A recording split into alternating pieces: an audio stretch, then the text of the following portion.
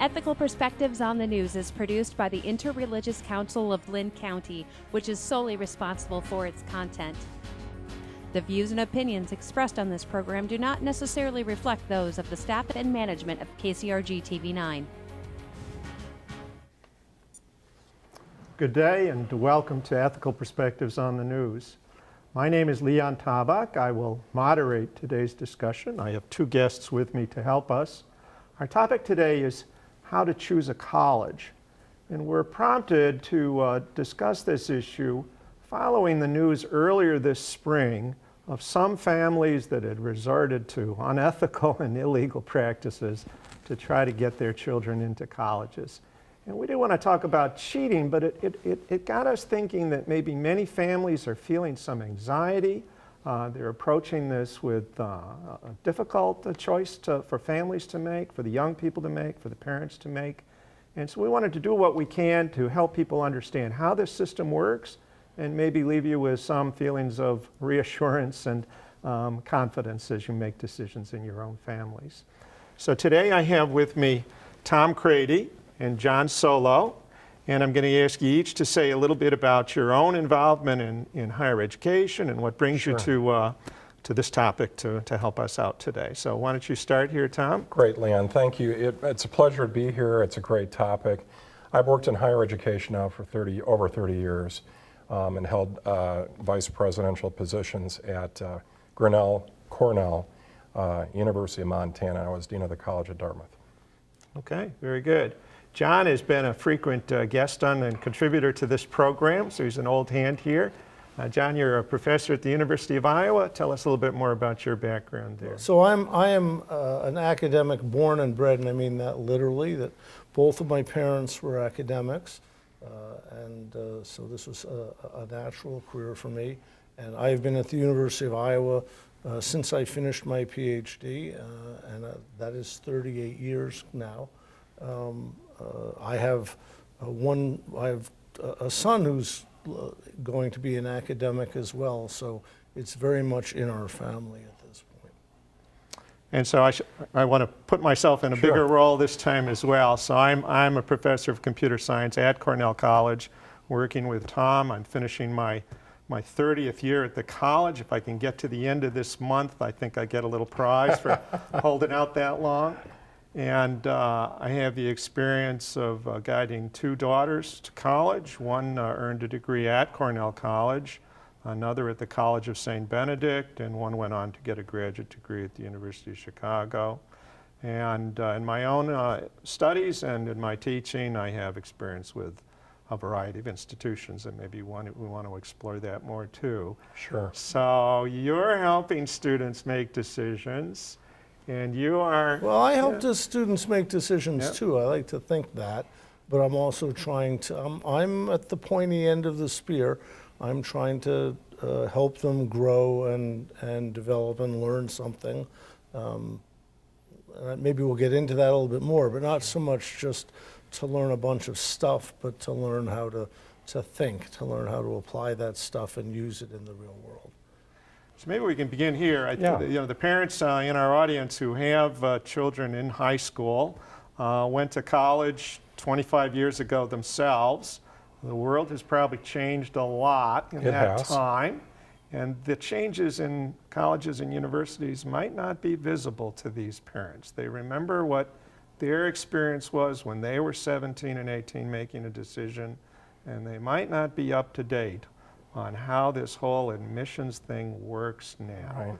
So why don't you? You're in the thick of that. Help us understand what are the big changes. It's an enormous decision for parents sending their kids to college, and a big transition from high school to college. And you know what I've seen probably over the course of my career is it's become more complex. The price is different. It's higher than it used to be. The college selection process has more opportunities to learn about institutions when you go to visit. There are many more resources that are available to students to kind of filter and consider and think about different institutions.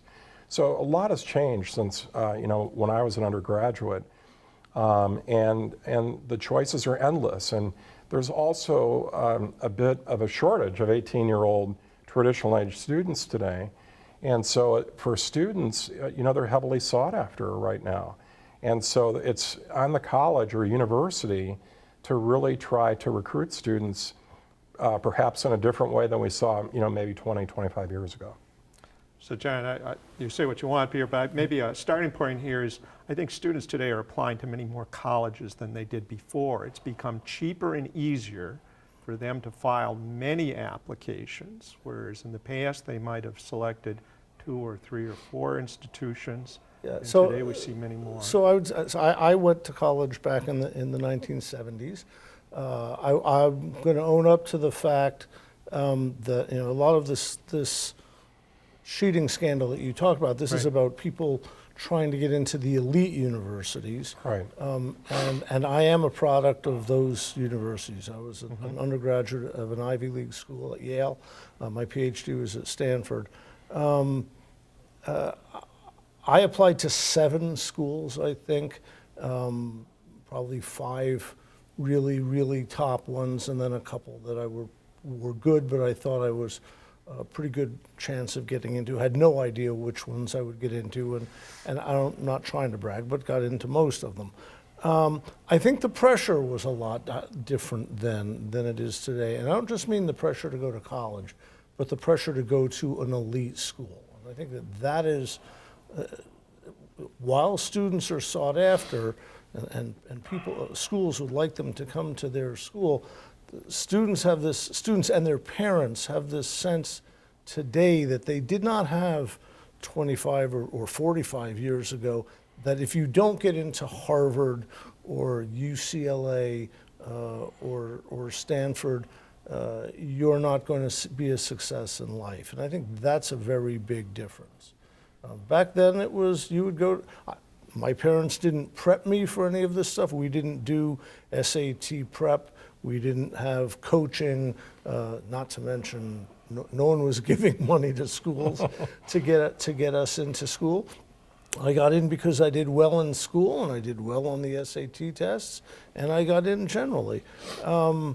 Today, I think there's much more pressure, not just to go to college, but to go to the very, very best. And that, I think, is a real problem that we face today. And I would completely agree with that. I think, the turning point from my point of view was when U.S. News and World Report started ranking institutions across the country. And that, from my point of view, that kind of created an arms race in terms of wanting to go to the best institutions and bringing to the top, or bringing into people's awareness that, even though the way they're categorized or selected might not be the best, but it gave people something to look at to try to think about going to a better college. And then all of a sudden colleges and universities were like, wow, we have to pay attention to our rankings now.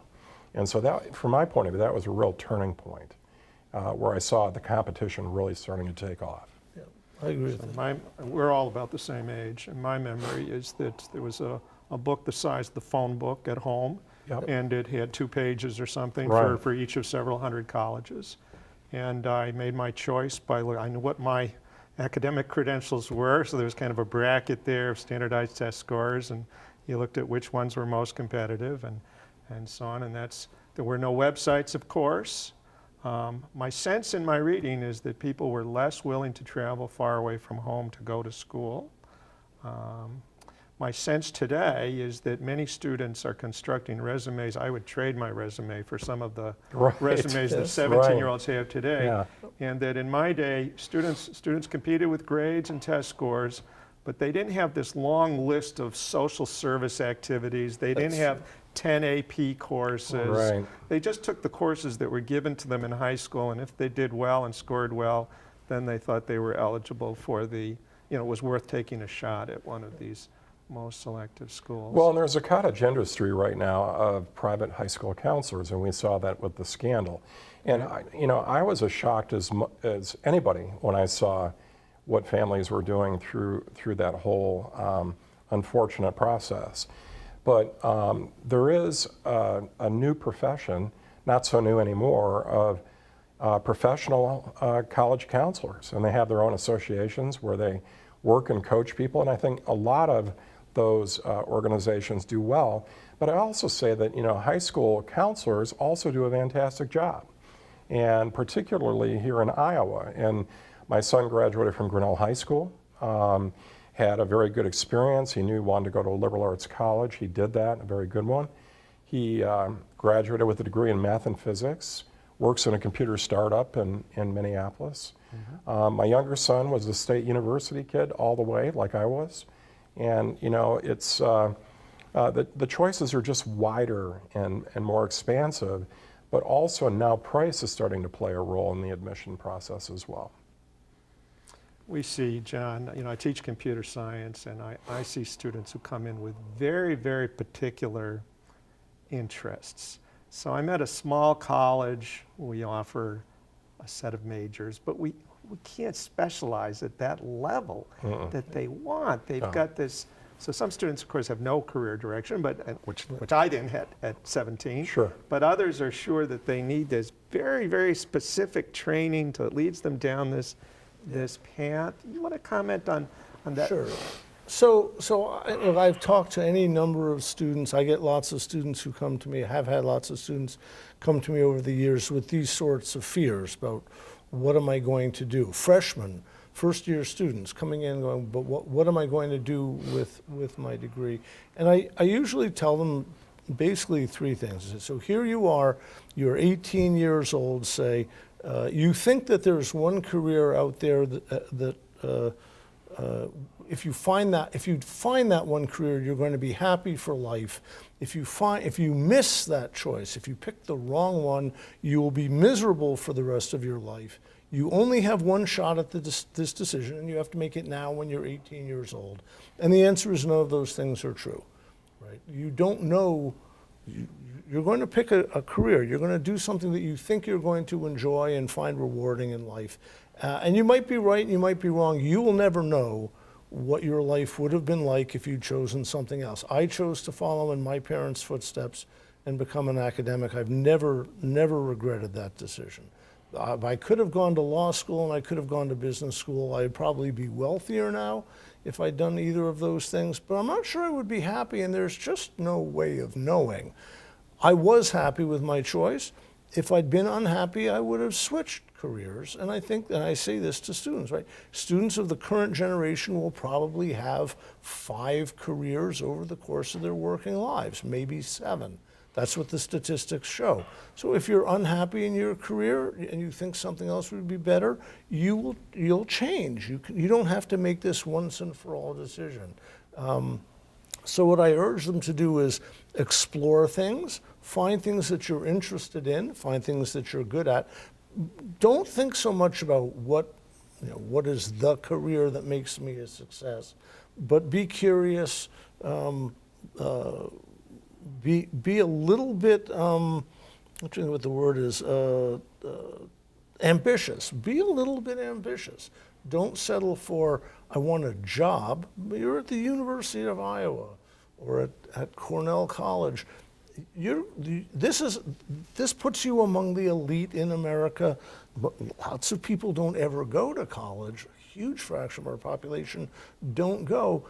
You're not just going to be the worker. You want to be the leader. You want to be somebody who makes a contribution to society. Try to be it's okay to be a little ambitious. It's okay to be curious, and that's what I'm trying to get them to think about as they do this. Don't try to figure out what's the right answer to this question. Figure out about yourself, and the right answer will come. And if the right answer doesn't come, there are lots of right answers, and you'll find one of them. And I think that puts them at ease a little I bit. completely agree with that. Absolutely.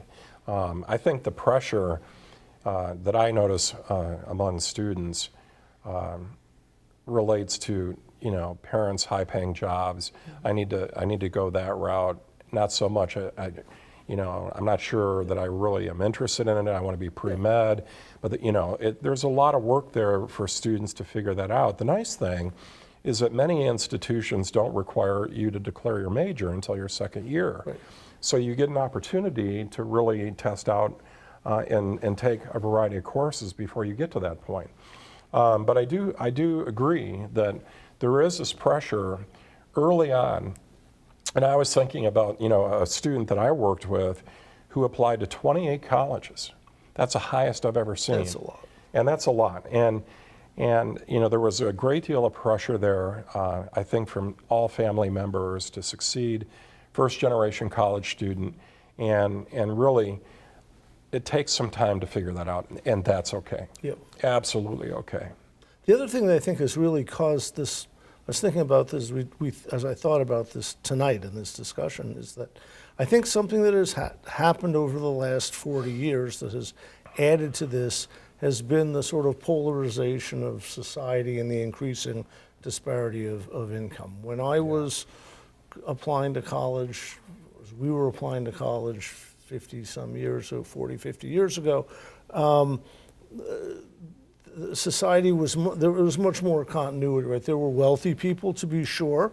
There were poor people, to be sure. But there was a middle group that made a good, solid living, middle management type people and so forth. Today, the divide between the haves, the 1% and the 99% has just gotten more and more extreme. And with that comes this worry among parents and with their kids as well, that I want to make sure that my child or children end up in the upper end of the income distribution, not the lower end, because the lower end isn't going anywhere and the upper end is making all the money.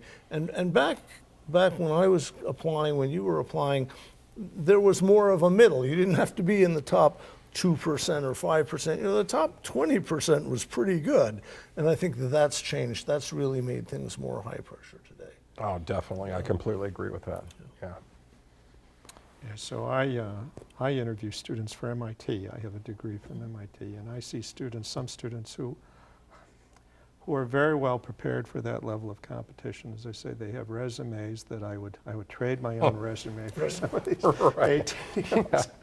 And then I see other people who are bright and creative and energetic, but they've not seen that part of the world. They do not know what's involved, and I sometimes wonder what kind of help we can give them. So it's not just money, John. It's the young people whose parents have also had that kind of education, who are professionally engaged, who are sort of out in the wider world.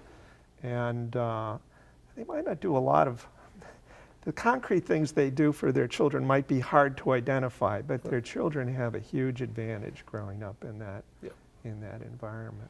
Yeah, when I went to college, I was a first-generation college student, and when I got to my undergraduate institution, I had no clue on what to do, and luckily I ran into the right people. And in my role as a vice president and dean in the admission world, I really make an effort to work with students who have not been exposed to the college atmosphere or the competition that they may face, or what they need to do to get, to apply for financial aid, and work with parents and help them really do that. That's something that I think is really, really important to bridge really what you're talking about there. And there is an opportunity, I think, for enrollment people like myself to really make sure that we don't leave anybody out, that it's across the spectrum, and that we work with everybody, and that we provide an affordable education and opportunity for people to have that ability to go to a college or a university of their choice. And it doesn't have to be Harvard, Princeton, Yale, Dartmouth, Absolutely not.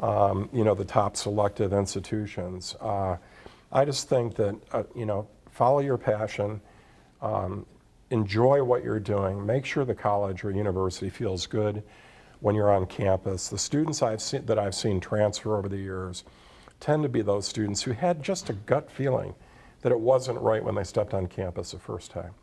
And that's something to pay attention to. But what I want to tell parents is there are good resources on campus where they can come in and talk to us, and we can help them with that. So, Okay. Yeah, so I also used to interview for Yale. I haven't done that in a while, but I mean, the interview that stuck in my, so what I look for, and I really wish we saw, this is the downside of this competitiveness, is that students seem to be more concerned about sort of what boxes can they check off and what things have they done. And I find that, the best ones have lots of intellectual curiosity, and the less good ones just want to know what's going to be on the test.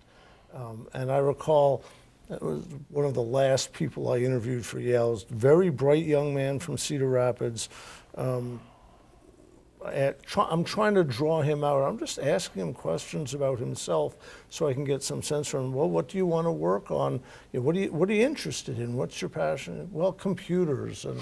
And I said, oh, neat. Like, do you write programs? And you have to remember, this was a long time ago. It was back before every kid could code, right? But Right. do you write programs? What sort of stuff? Well, no, mainly I like to play games. And I'm thinking, so you want to work in computers, what are you going to do? Load them on the truck? I mean, you don't really understand what that's about. You aren't really interested, you're kind of vaguely interested in computers, but he had no passion for anything.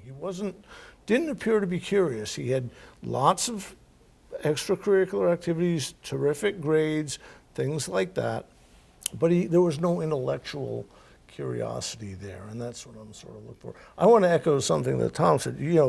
We get some terrific students out of the University of Iowa who graduate from the University of Iowa. There's some who struggle, and there's some who are sort of mediocre, but the best ones, you don't have to go to Harvard or Stanford or Princeton to succeed in life. There are great students who come out, but you've got to be interested. You're not going to do well as a student if you go through with this attitude of, I'm just trying to get A's, just tell me what I need to do to get A's. I want them to learn to think. I want them to learn to be curious and to try to solve problems that they don't know the answer to. No one knows the answer to, so you're actually developing some new knowledge. And I think that's very foreign to them. And I blame this largely on the K through 12 system, although I don't know a lot about it, so I might be wrong. But this notion that you do worksheets and you fill in boxes and you memorize stuff. And nowadays, it's all on your phone, right? If you want facts, it's not right about there. learning facts. It's about learning how to take the facts that you have, the facts that you wish you had, and may be able to figure out which of the facts that you have are irrelevant, and put together within some framework a way of going at a question that we don't know the answer to, right? And that's what will serve you well in life, and that's what will certainly will serve you well. That's what all of the businesses want. They don't want people who know a lot of stuff. They want people who know how to think creatively and critically. And be problem solvers and the like. And it's hard to convince kids that that's what it's about. It's not about learning the stuff that's going to be on the test. Yeah, so I think it's important for a young person to put themselves in the company of people who are like what they want to be. Absolutely. So if you want to be an economist or you want to be a computer scientist, Right. put yourself with people who have that energy and enthusiasm, and surround yourself with people that you can then model yourself after.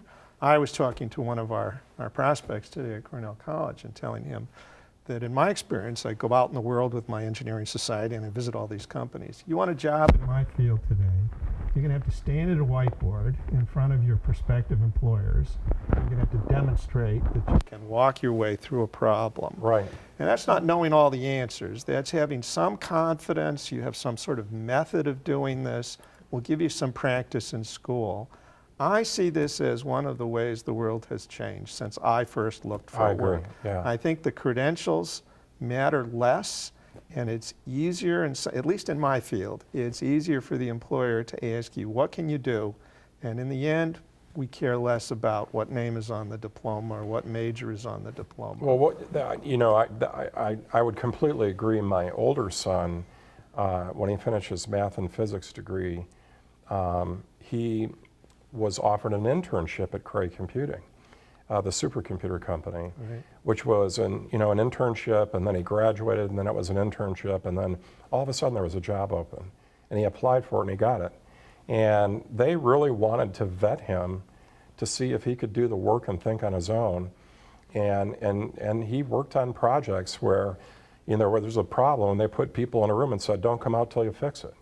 And that was very engaging for him.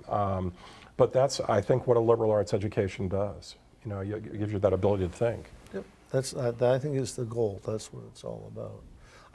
There's a bit in Malcolm Gladwell's Outliers book where he goes through the people who won the Nobel Prize in physics over some period, maybe the 20th century, and where they went to college, and then where they went to graduate school. And while Harvard was the #1 place of this group of maybe 20 people, Harvard was the #1 place they went to as an undergraduate. It was only 2 or 3 of the 20, and there were people who went to all sorts of schools as undergraduates. Now, where they went to graduate school was predominantly the elite graduate schools, the Harvards, the MITs, the Stanfords of the world. But where they went to undergraduate school, really it was much less, and these are the Nobel Prize winners, right? So they're really bright people going to all sorts of schools, and we hope that they meet the right people and are encouraged to develop themselves. So I think it's a lot less. You mentioned the U.S. News and World Report, and I can't get over how much people seem to be concerned about getting into the 10th best school rather than the 15th best school, say, or the 20th versus the 25th. And really the differences between the 25th best school and the 20th best school on those rankings is meaningless, right? We all know that. Yeah. You can do equally well there may be a difference between the top 10 and the number 100 to 110, but even there are going to be students at this number 100 school who do better than some of the students at the top 10 schools. But to start measuring one's success by a place or 2 or 5 on those rankings seems to me to be ridiculous, right? I completely agree with you. There's a difference between winning the gold medal and the silver medal in the Olympics, but the difference between going to, Harvard and Stanford is meaningless, I think. Absolutely, I completely agree with you on that. And very, very good schools. Cornell's a great example of a very low faculty-student ratio, and with the one course at a time, the focus and the contact with faculty members is absolutely tremendous. And there are different ways of teaching, there are different ways of learning, and I think it's just all over the place, and students ought to look around. So I have a theme in my teaching. I point out that Cornell College produced a person who created a company that built the first piece of the internet. Grinnell College graduated somebody who invented the microchip, the integrated circuit. Iowa Wesleyan produced the commander of the International Space Station. So wherever you go, you can find this kind of thing. You can put yourself in that corner of whatever institution where you landed, and you can find energetic, curious, good people to work with and model yourself. But you have to do it. You can't wait for it to come to you. That's right. And that's a big difference between high school and college, right? As we progress through education, we're more and more responsible for our own outcomes. Yes. We're not sitting in the back of the room waiting for somebody to tell us what to do and when it's due and so on. Right, and motivation is key. All righty. We've reached the end of our 30 minutes, so thank you very much for joining us today. Thank you. I hope we've given you some useful information, and if you're feeling anxious, less so now. See you back next time on Ethical Perspectives on the News. Goodbye.